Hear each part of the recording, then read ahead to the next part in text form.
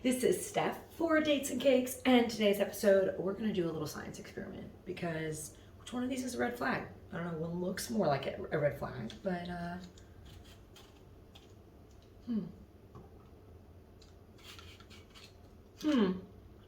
it seems down to the core they're both red flags.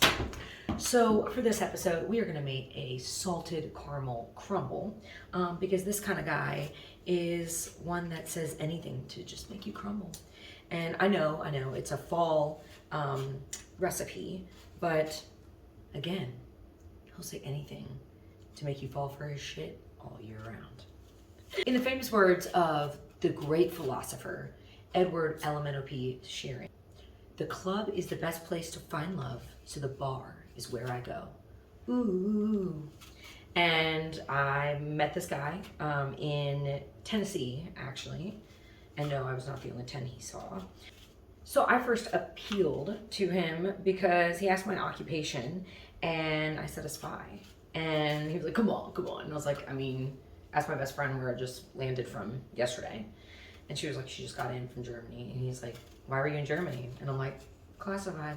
And just everything was with that. And his friend comes up in the middle of it and is like, did you get the girl's number? And he's like, no. And so he eventually got mine. And I don't know how, probably a couple whiskeys. But the next day, that was in my response is, oh, is this the time for you to like cattle call all the girls that you got their numbers? And he was like, yours is the only one I got, blah, blah, blah. So Bessie and I were having a taco night. And I was bragging about how great our tacos are because we're from Texas. And so he half invited himself over. So he was definitely trying to impress. Started singing Morgan Wallen, talking Tennessee. No one asked. I was like, oh, you brought your own karaoke mic and your song booklet? Okay, all right. And then proceeded to self-acclaim himself to look like a young Heath Ledger and Morgan Wallen. They're already taken. One of them's dead. Too soon. Love you, Heath. And why not just, be yourself? And Dates and Cakes getting deep here. You wish you could. And then Bestie, of course, breaks through and asks the tough questions. Do you have any children? What's your background? That kind of thing. And he has a 9-month-old. Baby, that's hot off the press. He kind of revealed that his mom abandoned him as a kid because she wanted to party, and so his grandparents raised him. And I was like, ooh, apple doesn't fall far. Ooh, that was a low-hanging fruit.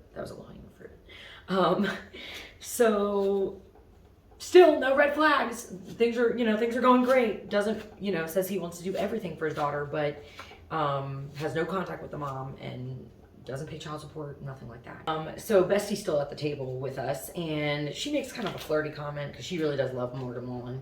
And he was like, I'm here for her, and slides his hand on my thigh like a bucket of spicy chicken at KFC. Kind of gets the hint, and we're alone, and he does something that I am coining a new psychology word, love bobbing. Not love bombing, love bobbing, bobbing for apples.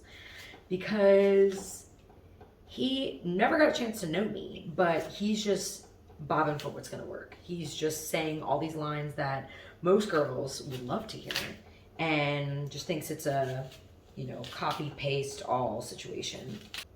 He asks if I believe in love at first sight and keeps like alluding to that, doesn't say it, but keeps alluding to that, like staring deep into my eyes, and I'm like, boy, I know what you're doing. And he takes off his hat. He'd done it once before, and I tried not to make a face, but I don't know, I felt like in this moment his body needed to take a step back, just like his hairline, because I felt hat-fished. It was like the hair was here, and then the rest of this was all skin. And look, I get it, but at the same time, I'm not, you can't control that. But there's, qualities about me that guys don't like, that I can't control. So, like dad jokes. In fact, 99.99% of guys are not hat fishers. But as for the 0.001%, these are their stories. We had a 4-hour conversation, phone conversation, whenever I got back, because I live on the East Coast. And he's like, would you ever move to Tennessee? Like, I don't do long distance, but with you, we're going to have to make this work. And we're going to have to make, that sounds really appeasing to me. We're going to have to make this work. Ooh. We are going to make our crumble part. And turns out for a living, he works for one of the phone lines, putting up the phone lines. So it makes sense that he's so good at one-liners. But again, with that apple bobbing, he doesn't know his audience. He doesn't know that saying stuff, I don't know, some of the lines he was saying, I was like, this is not for me. I don't know. Ooh. And then the very last thing that he ever said to me, I mean, he'd been playing it up. He was like, oh, like, your personality's unlike any that I've ever encountered. And like, I just really, you know, want to, like I said, chase you around the globe and like want to travel with you. And I need to show you that I'm serious. And I'm like, talk the talk, baby, but walk the walk. And he sent me a confirmation of his appointment with the post office to get his passport so he could come visit me at work because I'm out of the country much of the time. And that was the last thing he ever sent me. So here's our crumble, and we're gonna pour this over our apples after we put cinnamon and break this up. So here's our, oh! Here's our, oh! Here's our, oh!